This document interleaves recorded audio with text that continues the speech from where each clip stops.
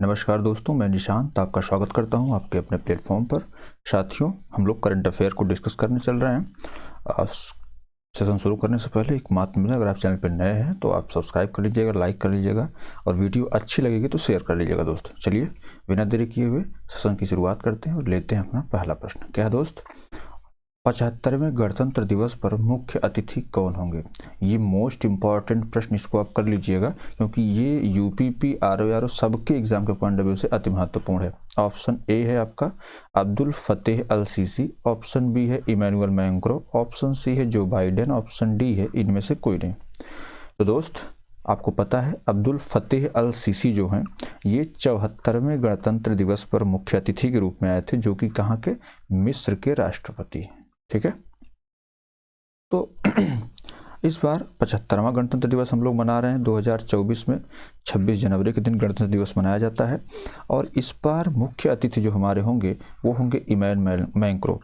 Emmanuel Macron ये कौन है? तो इमैनुअल मैक्रों जो हैं ये फ्रांस के राष्ट्रपति हैं। कहाँ के? फ्रांस के राष्ट्रपति हैं। ठीक है, और इस बार जो टुकड़ी रहेगी या जो करतब दिखाए जाएंगे वो भारतीय जो सेना के साथ या मार्चिंग दस्ते या बैंड टुकड़ियों के साथ साथ फ्रांस से आए हुए विमान भी भारतीय विमानों के साथ करतब दिखाएंगे। इस बार 75वें गणतंत्र दिवस की आपसे हो सकता है एग्जाम में थीम पूछे कि 75वें गणतंत्र दिवस की थीम क्या है। तो इसकी थीम है विकसित भारत। क्या? विकसित भारत और भारत लोकतंत्र की मातृका। भारत लोकतंत्र की मातृका। ठीक है दोस्त, तो ये इस बार की थीम है। इस बार जो झांकी निकलती है हर बार की तरह इस बार भी 25 राज्यों की झांकियां शामिल रहेंगी, जिसमें 16 राज्य और 9 केंद्र शासित जो प्रदेश और मंत्रालय मिला करके रहते हैं उनकी झांकियां इसमें सम्मिलित होती हैं। ठीक है, और इस बार संस्कृति मंत्रालय के द्वारा कर्तव्य पथ पर अनंत सूत्र द एंडलेस थ्रेड का प्रदर्शन किया जाएगा, जिसमें वास्तव में साड़ी परिधान हेतु एक विशेष सम्मान जो फैशन की दुनिया के लिए भारत द्वारा दिए गए शाश्वत उपहार की तरह है। ठीक है, इसको भी प्रस्तुत किया जाएगा। बात क्लियर दोस्त? तो चलिए इसमें ऑप्शन बी आपका सही है। लेते हैं अगला पहला। ठीक है क्या दोस्त? बिपरजॉय तूफान का नामकरण किस देश ने किया? मोस्ट इंपॉर्टेंट प्रश्न, इसको लिखिएगा। श्रीलंका ने, थाईलैंड ने, यूएई ने या बांग्लादेश ने? आइए दोस्त, आपको पता है बिपरजॉय तूफान ये आपका अरब सागर में आया था। कहाँ पे? अरब सागर में आया था और इससे भारत के जो क्षेत्र हैं आपके महाराष्ट्र, जाहिर सी बात अरब सागर में तो महाराष्ट्र और इसके साथ साथ आपका गुजरात राज्य भी इससे प्रभावित था। बात क्लियर है? बात करते हैं श्रीलंका की। तो जो नामकरण होता है वो अलग अलग देश का। श्रीलंका ने जो है किस तूफान का नामकरण किया? तो श्रीलंका ने जो है अभी हाल ही में बंगाल की खाड़ी में एक तूफान आया था, उसका नाम था आसानी। क्या नाम था? आसानी। जो तूफान आया था बंगाल की खाड़ी में जिससे आंध्र प्रदेश उड़ीसा प्रभावित हुए थे, उसका नामकरण किया था। थाईलैंड की बात कर लेते हैं तो इसने सितरांग को नाम दिया था। किसको? सितरांग। और ये कहाँ पे आया था? ये बंगाल की खाड़ी में आया था और इसको जो है थाईलैंड ने नाम दिया था। इससे पश्चिम बंगाल और बांग्लादेश जो पार्ट है उसका कुछ प्रभावित हुआ था। यूएई की बात कर लेते हैं दोस्त। इसने मैंडूस तूफान जो आया हुआ था ये भी बंगाल की खाड़ी में आया था, इससे तमिलनाडु आंध्र प्रदेश प्रभावित हुए थे। इसका नामकरण जो है यूएई ने किया था। और बचता आपका बांग्लादेश। तो बिपरजॉय का जो नामकरण है वो बांग्लादेश ने किया था। अगर आपसे आसानी पूछेगा तो क्या बताएंगे? श्रीलंका बताएंगे। सितरांग पूछेगा तो थाईलैंड बताएंगे। और अगर आपसे मैंडूस पूछेगा तो आप यूएई बताएंगे। बाकी अगर आपसे बिपरजॉय पूछता तो आप क्या बताएंगे? बांग्लादेश बताएंगे। चलिए दोस्त आगे बढ़ते हैं, तीसरा प्रश्न लेते हैं। विश्व का सबसे तेज सुपर कंप्यूटर कौन सा है? Option A Lumi, option B Fugaku, option C Frontier, option D Param Siddhi. आपको पता है ये जो आपका परम सिद्धि है ये भारत का सबसे तेज कंप्यूटर है। क्या? भारत का सबसे तेज सुपर कंप्यूटर है। ठीक है, भारत का सबसे तेज सुपर कंप्यूटर है। मामला क्लियर है। बात कर लेते हैं सबसे तेज जो शीर्ष सुपर कंप्यूटर है, सबसे 1 नंबर पे जो आता है वो है आपका फ्रंटियर, ये 1 नंबर पे आता है। उसका दूसरे नंबर पे आपका आता है फुगाकू, ठीक है। और लूमी जो है ये तीसरे नंबर पर आता है। बात कर लेते हैं लूमी कहाँ का है, तो लूमी है आपके फिनलैंड का। कहाँ का है? फिनलैंड का है। बात कर लेते हैं फुगाकू किस देश का है, तो फुगाकू जो है ये जापान का है। कहाँ का है? जापान का है। और बात कर लेते हैं अगर फ्रंटियर की, तो फ्रंटियर जो है ये अमेरिका का है। कहाँ का है? अमेरिका का है। तो शीर्ष 3 स्थान आपसे पूछे जाते हैं। बाकी अगर भारत से पूछा जाएगा तो भारत का 1 नंबर पर आपका परम सिद्धि आता है। दूसरे नंबर पर अगर आपसे कोई पूछे तो आप बताइए प्रत्यूष। क्या बताएंगे आप? दूसरे नंबर पर प्रत्यूष आता है और तीसरे नंबर पर आता है मिहिर। क्या? मिहिर आता है। मामला क्लियर है। तो इसमें अगर आपसे पूछा जाए सबसे सुपर कंप्यूटर कौन सा है सबसे तेज, तो ये आपका ऑप्शन सी फ्रंटियर है अमेरिका का, ठीक है। चलिए आगे बढ़ते हैं, चौथा प्रश्न लेते हैं। हाल ही में जारी वन स्थिति रिपोर्ट के अनुसार सर्वाधिक वन क्षेत्र वाला राज्य कौन सा है? Option A Andhra Pradesh, option B Paschim Bangal, option C Madhya Pradesh, option D Mizoram. बताइए तो इसका सही जवाब क्या होगा। अगर हम आंध्र प्रदेश की बात कर लें तो वनावरण में वृद्धि, किसमें? वनावरण में वृद्धि में जो शीर्ष राज्य है उसमें आपका 1 नंबर पे आंध्र प्रदेश आता है, दूसरे नंबर पे आपका तेलंगाना आता है और तीसरे नंबर पे आपका उड़ीसा आता है। इसको आप याद रखिए कि जो वनावरण में वृद्धि, सर्वाधिक वृद्धि कहाँ? आंध्र प्रदेश दर्ज की गई है। पश्चिम बंगाल की बात कर लेते हैं दोस्त, तो आपको यहाँ पे पश्चिम बंगाल जो शीर्ष स्थान में सर्वाधिक मैंग्रोव, क्या? सर्वाधिक मैंग्रोव वन क्षेत्र जो पाया जाता है वो पश्चिम बंगाल पाया जाता है। तो 1 नंबर पश्चिम बंगाल है, दूसरे नंबर पर आपका गुजरात आता है और इस क्षेत्र में तीसरे नंबर पर आपका अंडमान निकोबार आता है। आप क्लियर है। उसके बाद मध्य प्रदेश की बात कर लेते हैं दोस्त, तो मध्य प्रदेश और मिजोरम, तो मिजोरम में सर्वाधिक वनावरण प्रतिशत, क्या? सर्वाधिक वनावरण प्रतिशत की बात कर लेते हैं, ठीक है। सर्वाधिक वनावरण प्रतिशत जो है ये आपका जो है मिजोरम में आता है, ठीक है। बात क्लियर है। अब आते हैं आपके ऑप्शन मध्य प्रदेश पर, तो जो आपका मध्य प्रदेश है सर्वाधिक वन क्षेत्र वाले राज्य की बात करते हैं तो आपका ऑप्शन सी जो मध्य प्रदेश बिल्कुल सही जवाब है। बात करते हैं इसे मध्य प्रदेश पहले नंबर पर आता है, दूसरे नंबर पर आपसे बात करें अरुणाचल प्रदेश है और तीसरे नंबर की बात करें छत्तीसगढ़ है। बात क्लियर है। चलिए आगे बढ़ते हैं, 5वां प्रश्न लेते हैं। क्या भी है? हाल ही में जारी आंकड़े के अनुसार सोना का शीर्ष उत्पादक देश कौन सा है? ऑप्शन ए चीन, ऑप्शन बी रूस, option C Australia, option D Kazakhstan. बात कर लेते हैं दोस्त कजाकिस्तान की, तो आपको पता है कजाकिस्तान किस क्षेत्र में है? यूरेनियम के उत्पादन में 1 नंबर पे है, ठीक है। रूस की बात कर लेते हैं तो ये हीरा उत्पादन में 1 नंबर पे आता है। और ऑस्ट्रेलिया की बात कर लेते हैं, जैसे ऑस्ट्रेलिया बॉक्साइट, क्या? बॉक्साइट और उसके बाद जो है आपका लौह अयस्क की बात होती कभी कभी, क्या? लौह अयस्क की बात होती है, ये भी ऑस्ट्रेलिया से है। और बाकी आपका चीन इसमें आपका बिल्कुल सही जवाब है, ठीक है। सोने का शीर्ष उत्पादक हो गया। अगर आपसे कोई पूछे टीन का, ठीक है, आपसे कोई पूछे सीसा का शीर्ष उत्पादक राज्य तो चीन है। आपसे टंगस्टन का कोई पूछे, क्या? टंगस्टन पूछे तो वो भी चीन है, ठीक है दोस्त। चलिए आगे बढ़ते हैं, 6वां प्रश्न लेते हैं। हाल ही में चर्च गेट रेलवे स्टेशन का नाम बदलकर क्या कर दिया गया? Option A Tantya Mama railway station, option B Rani Kamlapati railway station, option C Veerangana Laxmibai railway station, option D CT Deshmukh railway station. देखिए हम एक एक करके इस पर चर्चा कर लेते हैं। जो आपका इसमें option A Tantya Mama railway station की बात है, तो तांत्या मामा रेलवे स्टेशन जो है ये पाताल पानी रेलवे स्टेशन, क्या? पाताल पानी रेलवे स्टेशन का नाम बदल करके ये किया गया, प्रस्तावित किया गया है, ठीक है। रानी कमलापति रेलवे स्टेशन की बात करते हैं तो ये हबीबगंज रेलवे स्टेशन आप सुने होंगे। हबीबगंज रेलवे स्टेशन की बात करते हैं तो ये हबीबगंज रेलवे स्टेशन का नाम बदल करके जो है जैसे ये किया गया है, ठीक है। बात कर लेते हैं वीरांगना लक्ष्मीबाई स्टेशन का नाम, तो झांसी रेलवे स्टेशन जो है, झांसी रेलवे स्टेशन, इसका नाम वीरांगना लक्ष्मीबाई रेलवे स्टेशन किया गया है। और जो सीडी देशमुख है ये जो चर्च गेट रेलवे स्टेशन का नाम था, इसको बदल करके आपका सीडी देशमुख रेलवे स्टेशन किया गया। ऑप्शन डी बिल्कुल सही जवाब है दोस्त। चलिए आगे बढ़ते हैं और लेते हैं अपना 7वां प्रश्न। क्या है?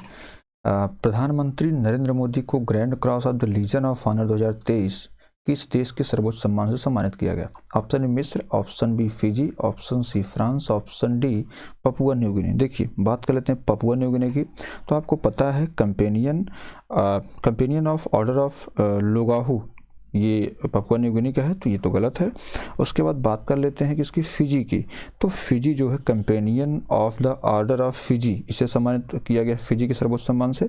और मिस्र में आपको पता है ये है ऑर्डर ऑफ द नाइल 2023, इसे सम्मानित किया गया। तो इसमें जो सही जवाब का है वो फ्रांस हो जाएगा दोस्त। ठीक है, चलिए आगे बढ़ते हैं। 8वां प्रश्न लेते हैं। क्या भैया?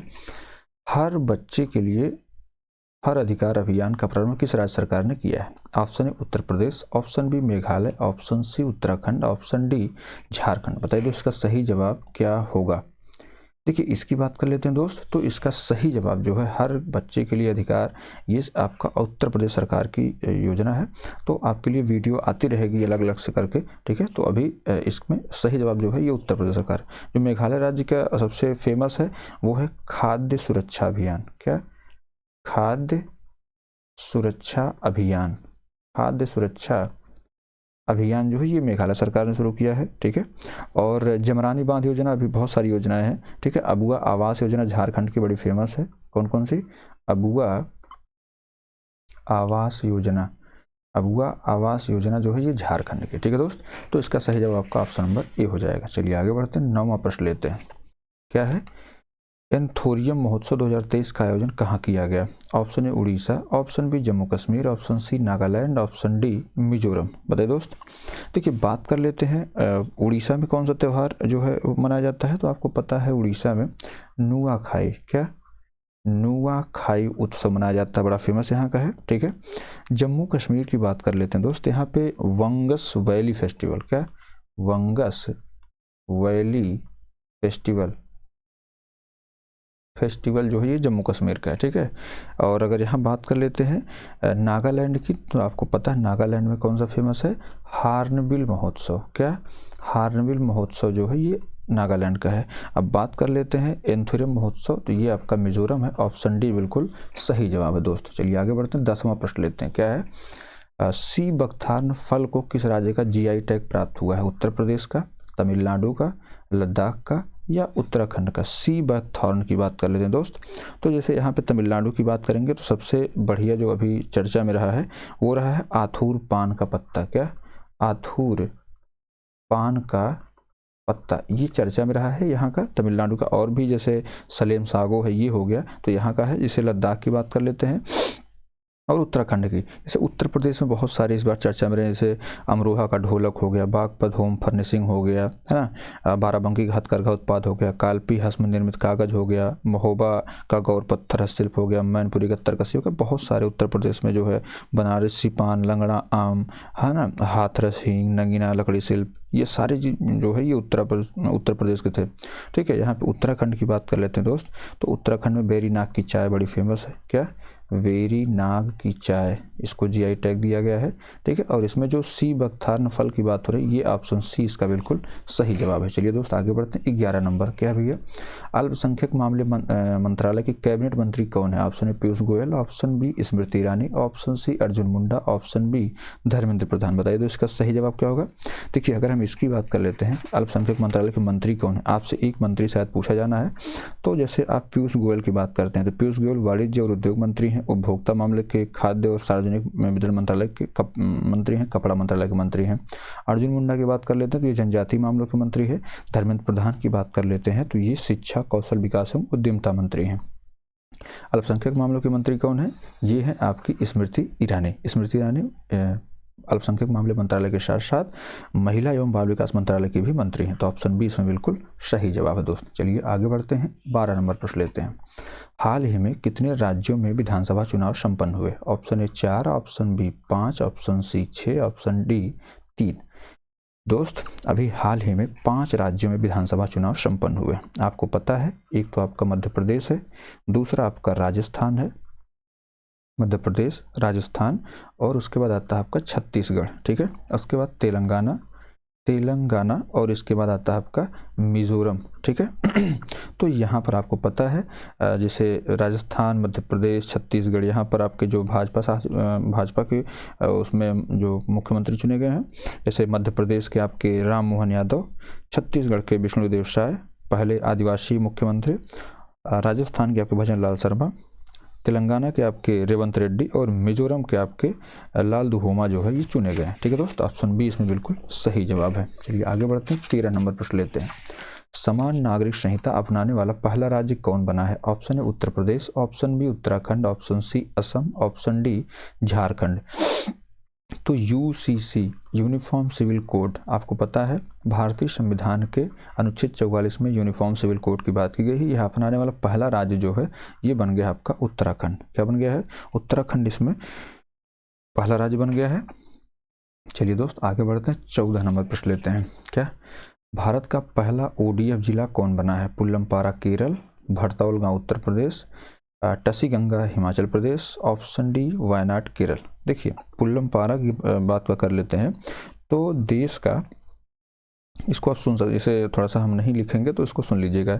देश का पूर्ण डिजिटल साक्षरता गांव, क्या पूर्ण डिजिटल साक्षरता गांव, पूर्ण डिजिटल साक्षरता गांव जो है ये आपका पुल्लमपारा है। भड़तौल गांव की बात कर लेते हैं तो हर घर आरो जल, हर घर आरो जल, ये भड़तौल गांव है। आपको पता है टसीगंगा की बात करें, दुनिया का जो टसीगंगा है दुनिया का सबसे ऊंचा मतदान केंद्र, क्या सबसे ऊंचा मतदान केंद्र जो है ये टसीगंगा है। और इसका सही जवाब जो है वायनाड केरल, ये भारत का पहला ओडीएफ प्लस जिला बन गया है। चलिए दोस्त आगे बढ़ते हैं, 15 नंबर। चलने का अधिकार लागू करने वाला पहला राज्य कौन बना है? Kerala, option B Punjab, option C Rajasthan, option D Haryana. बताइए इसका सही जवाब क्या होगा? तो चलने का अधिकार लागू करने वाला जो पहला राज्य बना है वो बना है आपका पंजाब। कौन बना है? पंजाब बना है। बात क्लियर है। जैसे अगर बात कर लेते हैं केरल का तो ये बहुत सारे इसमें आएंगे, हम आपको वीडियो लेकर के आएंगे। बाकी इसमें जल बजट तैयार करने वाला, क्या जल बजट तैयार करने वाला जो पहला राज्य बना है वो आपका केरल बना है। हरियाणा के विषय में एक महत्वपूर्ण फैक्ट आप जान लीजिए, 100% विद्युतीकृत रेलवे, क्या विद्युतीकृत रेलवे जो है ये हरियाणा सरकार ने किया है। राजस्थान की बात कर लेते हैं तो स्वास्थ्य का अधिकार बिल, क्या स्वास्थ्य का अधिकार बिल जो है ये राजस्थान सरकार की योजना रही है। तो ऑप्शन बी पंजाब, चलने का अधिकार इसने लागू किया है। 16 नंबर प्रश्न तैयार करते हैं। क्या भैया जल बजट तैयार करने वाला भारत का पहला राज्य कौन बना है? उत्तर प्रदेश, असम, केरल या मध्य प्रदेश। बताइए इसका सही जवाब क्या होगा? हम बात कर लेते हैं, जैसे यहाँ पे जल बजट अभी हम चर्चा किए हैं तो जल बजट सबसे पहले कौन तैयार किया है? केरल तैयार किया है, ठीक है। केरल जो है जल बजट तैयार करने वाला पहला राज्य बन गया, ठीक है दोस्त। चलिए आगे बढ़ते हैं। इससे अभी केरल संबंधित बहुत सारे प्रश्न आएंगे जो है, जैसे पूरे राज्य में सोने की एक समान कीमत लागू करने वाला है ना, नूरोवार संगठन का पहला मामला केरल में ही आया था। तो ये सारी चीज़ें हैं। चलिए दोस्त 17 नंबर प्रश्न लेते हैं। क्या भैया शराब पर चेतावनी लागू करने वाला पहला देश कौन बना है? Option A Ireland, option B Bhutan, option C Abu Dhabi, option D New Zealand. तो भाई इसमें देखिए एक एक करके हम चर्चा कर लेते हैं। जैसे न्यूजीलैंड की बात कर लेते हैं तो जो न्यूजीलैंड है ये प्लास्टिक बैग प्रतिबंध, क्या प्लास्टिक बैग पर प्रतिबंध ये बड़ा फेमस रहा है ना। प्लास्टिक बैग पर प्रतिबंध जो है ये न्यूजीलैंड लगाया है। बात कर लेते हैं भूटान की तो सभी आवारा कुत्तों, क्या सभी आवारा कुत्तों की नसबंदी के लिए जो है भूटान इसमें सक्रिय रहा है। और विश्व का सबसे बड़ा उकल साइट और सौर ऊर्जा संयंत्र जो है ये अबू धाबी में लागू किया गया है। और अगर बात करें शराब पर चेतावनी तो ये आयरलैंड जारी किया है। ऑप्शन ए इसका बिल्कुल सही जवाब है दोस्त। चलिए आगे बढ़ते हैं 18 नंबर प्रश्न पर। क्या भैया पानी के नीचे चलने वाली भारत की पहली मेट्रो ट्रेन कहाँ चलाई गई? Option A Kochi, option B Calcutta, option C Nai Delhi, option D इनमें से कोई नहीं। तो दोस्त इसका सही जवाब जो होगा पानी के नीचे सबसे पहले जो मेट्रो ट्रेन चली है आपको पता है ये है कोलकाता मेट्रो के द्वारा। किसके द्वारा? कोलकाता मेट्रो के द्वारा चलाई गई और ये कहाँ पे? कोलकाता में चलाई गई। बात क्लियर है दोस्त। चलिए आगे बढ़ते हैं, 19 नंबर प्रश्न लेते हैं। दुनिया का पहला मीथेन से उड़ाने वाला रॉकेट किस देश ने लॉन्च किया? ऑप्शन है Bharat, option B America, option C Japan, option D चीन। तो भाई अगर हम बात कर लेते हैं मीथेन से उड़ाने वाला रॉकेट जो पहला लॉन्च किया गया है, ये लॉन्च किया गया आपके चीन के द्वारा। ऑप्शन डी इसमें बिल्कुल सही जवाब है। चलिए अंतिम प्रश्न लेते हैं, 20वां प्रश्न क्या भी है। हाल ही में सरपंच संवाद ऐप किसके द्वारा जारी किया गया है? ऑप्शन ए असम के राज्यपाल के द्वारा, ऑप्शन बी गृह मंत्रालय के द्वारा, ऑप्शन सी कृषि मंत्रालय के द्वारा, ऑप्शन डी पर्यावरण मंत्रालय के द्वारा। तो आपको एक बात बता दें, जैसे पर्यावरण मंत्रालय के मंत्री जो भूपेंद्र यादव हैं, इन्होंने एक ऐप लॉन्च किया है मेरी लाइफ। क्या? मेरी लाइफ ऐप लॉन्च किया गया है, ठीक है।